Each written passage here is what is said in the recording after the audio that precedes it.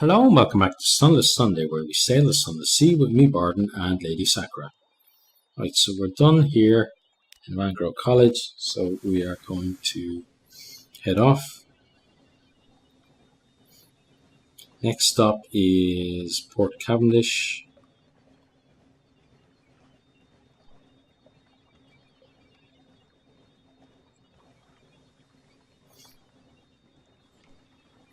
Definitely not going down any further south because all of those crazy birdie bat things are there.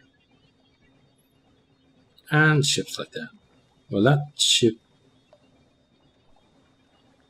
wouldn't be that bad if we didn't have only 130 gold. And looks like they're coming for us right now, so let's knock the light off. Get close to shore.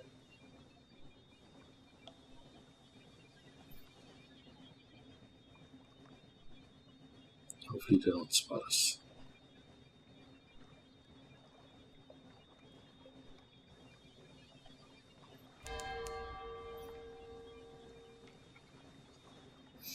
On the horizon, a sickly yellow light glimmers for a moment and fades. Okay, I think we've momentarily at least lost them.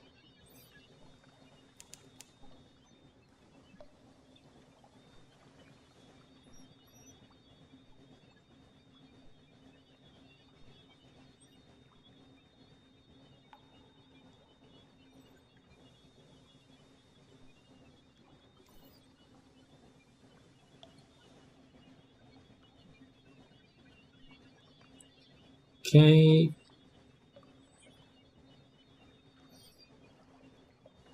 It's weird. I'm gonna send the Z-Bat out because I was just thinking it's so weird not to be sailing around and sending the Z-Bat out. I know it's not gonna find anything, but unless it finds something underwater. But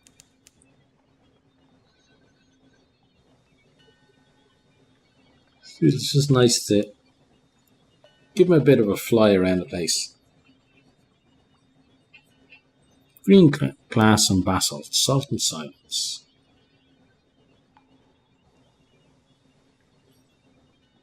The last time we had salt and silence, we ended up with some nice music, so maybe the nice music is going to come along. Certainly would be appreciated.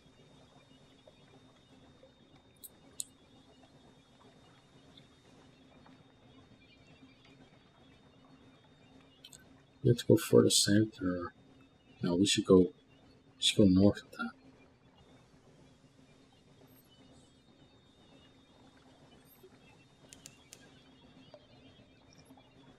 Tiny course adjustments. The false stars above are feral amber, like tiger's eyes. Stanford's expanse, named for one who lost his child to cats. The poor guy. Or poor lady. Doesn't say whether it's male or female. Oh, maybe it does. Yes, it says his, so it is a guy.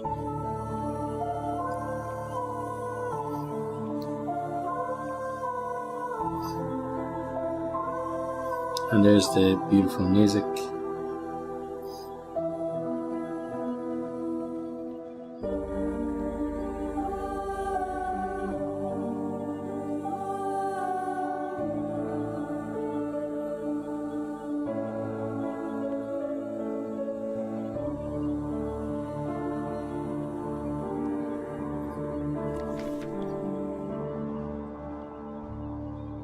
Okay, burning blue.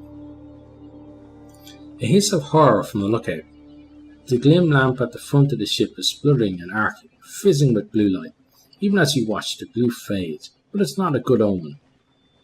Okay, well let's try to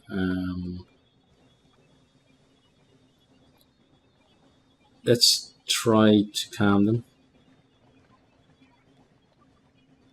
We succeeded, nice.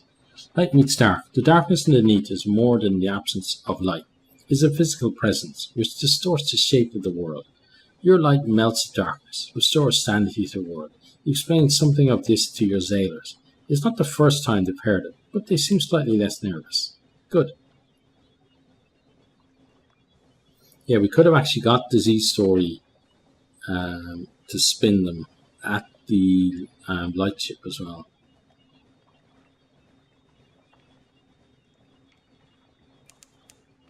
Or I think maybe we'll need a blessing at some stage from the sisters. If that's the case, then we'll need a Z story, or we need a piece of news for that. Okay, a gift for the Pirate King. Let's do this first. No, actually, let's get our port reports. By the port reports. Though the Isle seems at present beyond the reach of the Admiralty's law, that does not mean that the Admiralty lacks interest in their activities. Roses and Kings, you spend half a day observing the docks, and note an astonishing number and variety of ships.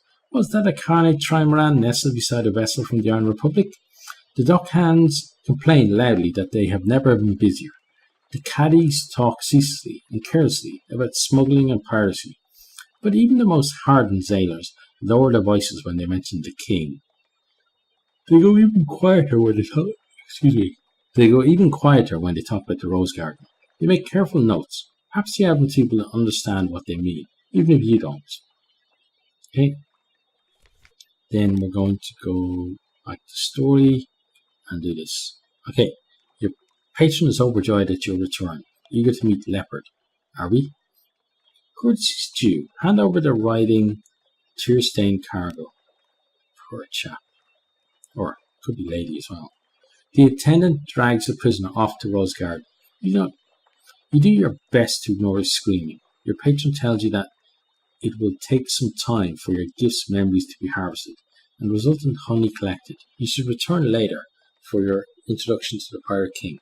Okay, we gain 200 echoes and 20 terror. 20 terror you could have kept. Right, now.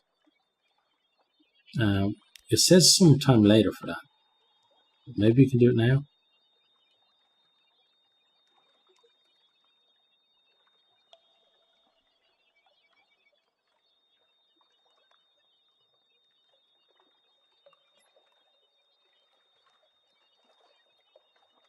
So which one should we do here? Let's do this one. The crimson-clad Liferous sisters patrol its rampart and tend their hives of lamplighter bees.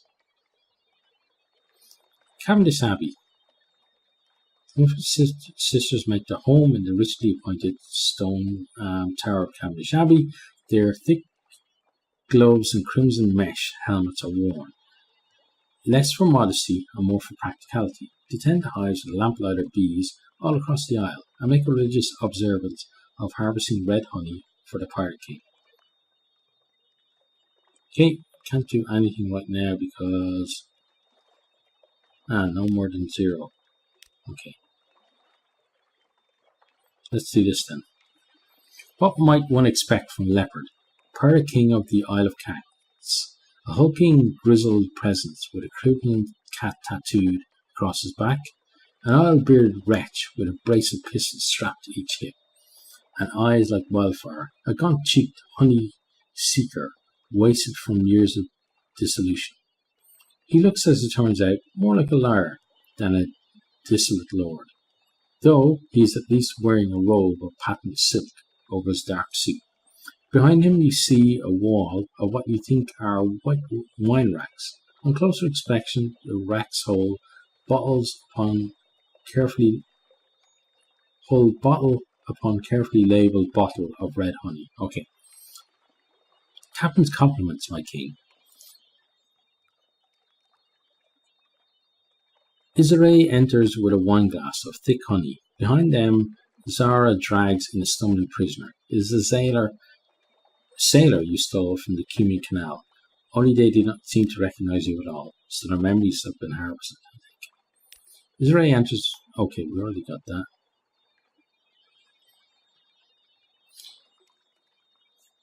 Your patron offers the Pirate King the wineglass. The king takes a sip, and the prisoner cries out as though his skin is being flayed from his bones. The spice-scented docks of Malacca, Leopard breathes before he is plucked away from the honey. He returns hours later, skin flushed and eyes bright. I'm very partial to memories of the Far East. Very thoughtful of you. He bestows the honey-soaked kiss on Israel's lips, and then Zyra's before holding out the vial to you. I think it'd be rude not. I don't really want to be drinking this guy's memories, but it'd be rude not to. The prisoner gazes at the ceiling blankly, not a sign of his earlier distress. Yeah, but as soon as we do this, he's going to have some distress. Each luscious drops coat your tongue like fire and longing. Someone screams or feels far away. You're consumed with the touch of a woman's hand in yours. You in the memory turn your face to the right, and there she is, Kembang. You met her 3 weeks ago, serving drinks by the docks. Her father threatened to break your legs if you so much as looked at her, but you cannot help yourself. Her hands are softer than anything you have ever imagined, and dappled in warm sunlight. The curve of her smile slices into you like a blade. You come back to yourself in a sudden rush. You are lying on the floor alone, your face wet with stolen tears. On the deck, a key to the cage gardens, which you slip into your pockets, and a gold statuette of a tiger with eyes of polished ruby. Something about the statuette makes you decidedly uneasy. Still, it would probably sell for a good price. Oh, we got a captivating treasure. Beautiful. So that's another 1,000 echoes for us. And we got 10 visions of the surface to bring us to 15. Okay, so that's pretty good overall. Then we can't do anything else there, so we are going to leave and head east. It is east that we're going. No, we're actually going north and slightly west, because we're not going to the Shallow Lake. Not on this voyage anyway. If we had have done the right thing with the crab, maybe, but we didn't, so.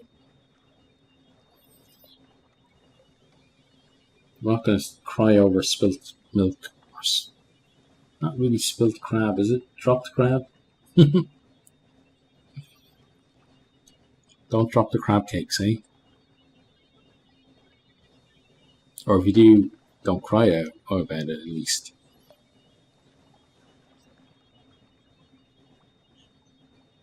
Yeah, this is a much more relaxing voyage than having no food and just constantly eating the crew. Of course, this nice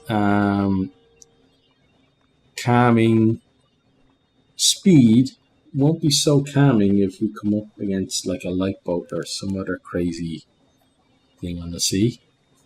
Something that we definitely have to run away from. Let's get in here at Visage or Visage. Okay, we get our port report. You can at least interview those who are leaving. A party merchant gives you a confused account of crocodiles and honeycakes, and something about ear blockage. To this you add your own impressions about the street layout close to the port and the types of commerce here. When the lights are especially bright, it is possible to make out the details of the profile of the great stone face. Okay, let's go ashore because why not? What are we missing from there anyway? Or a submarine, okay. Terms, all those who enter must play their parts. The sign is visible only after you've crossed the threshold. Okay, let's check in at the customs house. Change room. All visitors pass one by one through a room guarded by a person in a mask of moonloft.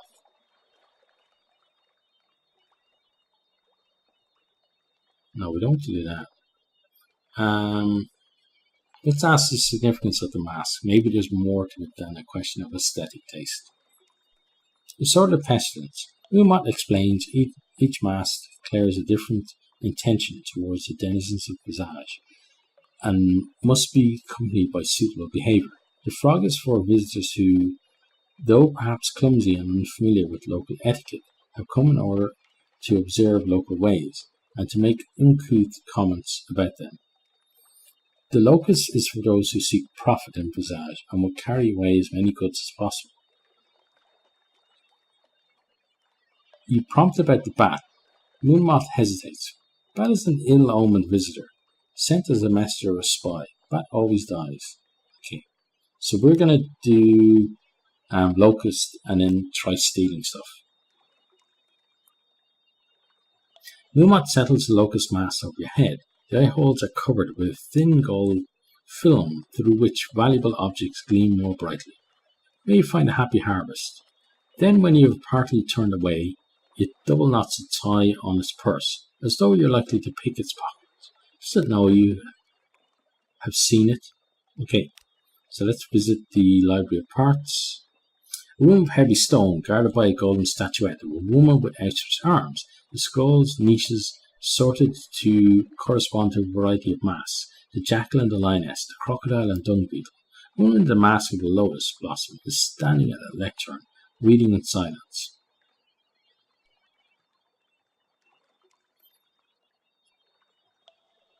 Okay, so let's try to steal the most valuable looking scroll for later sale.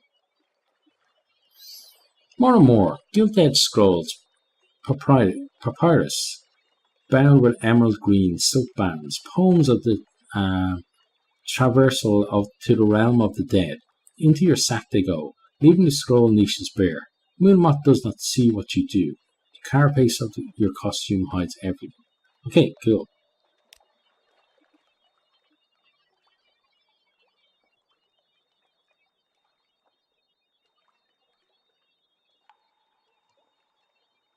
I guess we can't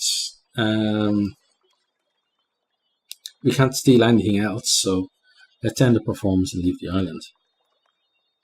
A shame about the moth. You say farewell to Moonmot and makes gestures you now recognize as agitation.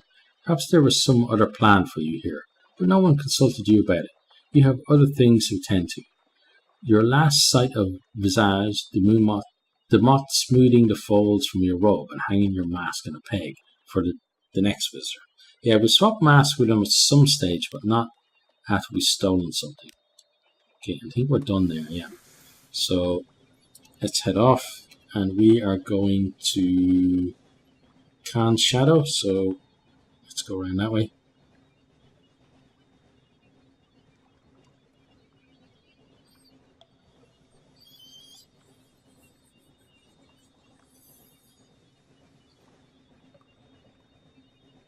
It's a wonder how much these scrolls are worth. It's going to be interesting to find out. Because we already got 1,000 from our captivating treasure. All of the ports that we're thinking of pulling into is probably going to give us maybe another 700? Maybe another 700. And then, if that's worth a couple of hundred, that could be 2,000 echoes that we arrive back in London with, which would be very nice. And mean a bit of progress for us.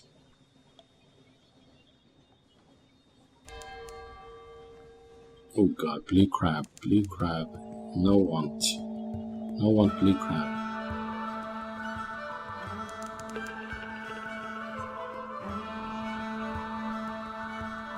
Oh god, why can't we go any faster? I'm so scared to turn, that way because he's probably going to do it, or she's probably going to do it, and they just did.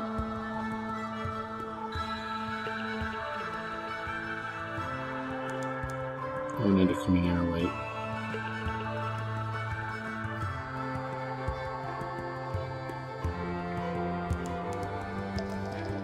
Okay, I think we might be okay though. Let's turn the lights back on. Terror is going to be a limiting factor for us though at this stage. The Salt Step. This is the dominion or domain of the new Khanate, whose ancestors came here long before London fell. Waves slapped aside the ship. Far below, something moves. Yeah, as long as it stays far below, we're fine.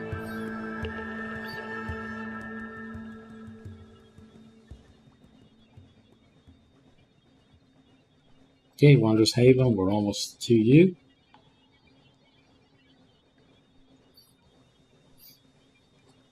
That looks like... Oh, it is! That's a skull painted on that ship. Yeah, don't go near that ship then.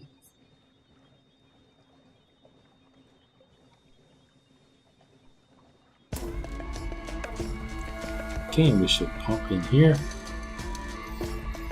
And shadow. Let's get a portal port. So many malcontents, so little time. Closely written notes. Conniving, debauching, speechifying, drinking, singing, speeching, poeting, now and then a drunken duel, very occasionally a savage ritual murder. Okay. I don't think there's anything else that can be done here. No. What do we need for that? That's probably like submarine, is it? Yeah. This one we need Element of Dawn, and then this one we need a hunting trophy. But if we get the hunting trophy, it's not going to go here. Now, let's leave, and then Faddington's Hold is probably where we're going to end the episode.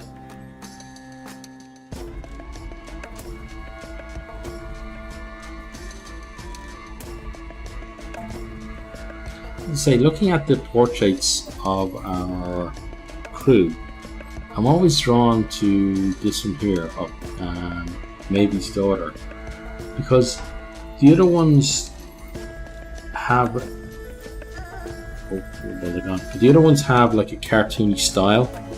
Oh gee, this is not good. This is really not good. This is death.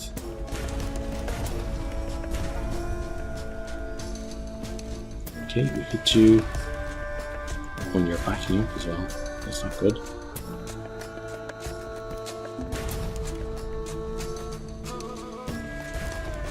You're doing way too much damage to us.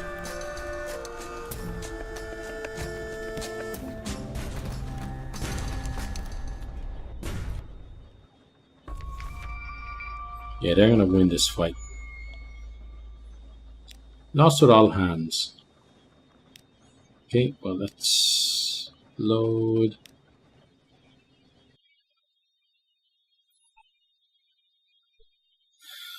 Right, so let's try not die this time then.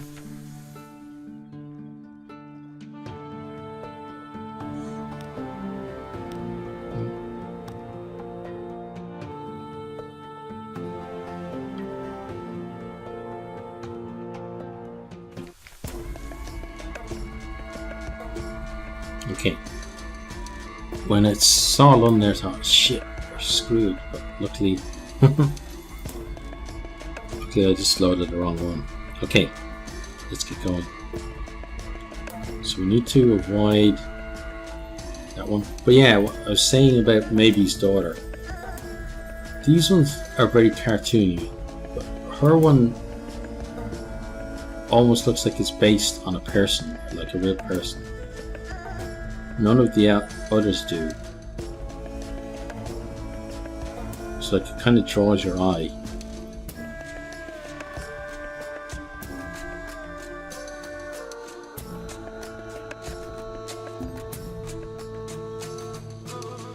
Hopefully don't draw another bloody stupid ship.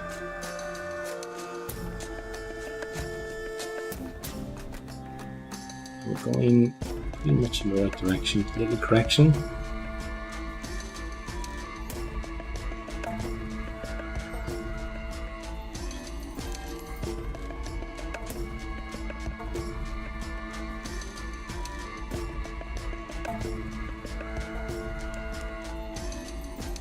We're going to have people jumping off the ship though, because of our terror by the time we finish this voyage.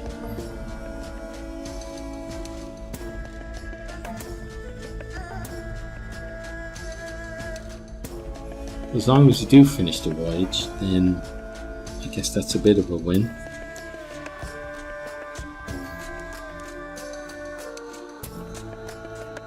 And this is probably our most significant voyage since we switched ships as well. The Promised Sea. All through the place, the song of the drownies lies shivering sweet along the wind. Okay. We must, yeah, we're mostly close, and we certainly are.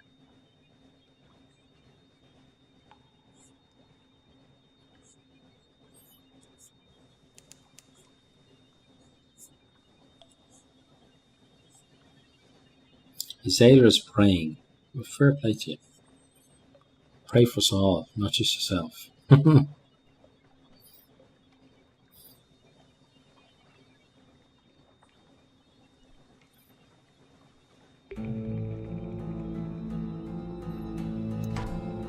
Okay, Lord King's Port, here we come.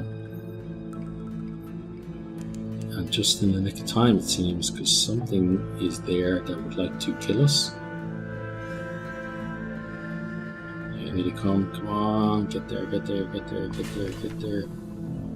Yes, screw you. The Phantom King's Hold. Like an iceberg, like a bazaar's master scheme, like the Neath itself, most of the hold is invisible. You see only a tiny portion of sculpted coral. The rest waits below the surface. The Phantom King's bone rooms and aquaria, his pearl snares and his dining chambers. Okay. Well, let's compile a port report. Those granted audience return dazed, awestruck. The king is not generous, but occasionally he is fair. Okay, and then let's permit shore leave. Captain, I think I might have slept. I know it was foolish, but my soul is soothed. I dreamt of another place, beneath a sky of amethyst. Amethyst. My skin was crusted with jewels, my claws were strong. Captain, if we pass this way again, I'd ask leave to visit the hole again.